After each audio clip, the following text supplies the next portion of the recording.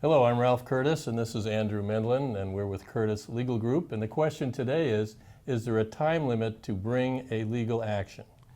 It's really important to protect your rights, and a legal action has time limits that must be met. Otherwise, you'll be barred from bringing a lawsuit or bringing a claim later on. There are many timelines, and so therefore it's important to get an attorney assigned to your case as quickly as possible, because really only a lawyer can figure out all of the different claims and actions that you may have to protect your rights. Andy, what are some examples of different limitations periods for different types of claims? It's a good question, Ralph.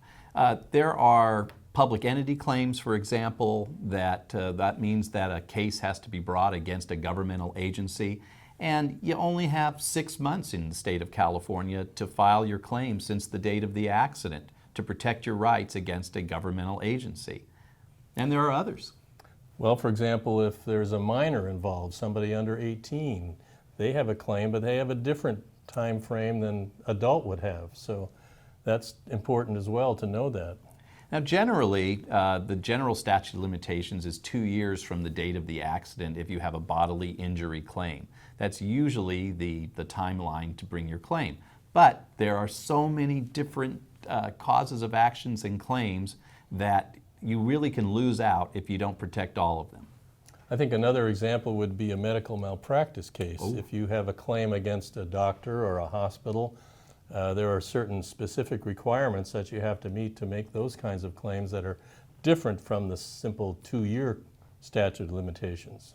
And even if you're elderly people can have other claims that they can raise, and those have a whole host of other statutes of limitations that are applicable to them. So it really matters to make sure that you get an attorney to look at all of your rights and your damages and make sure that they're protected.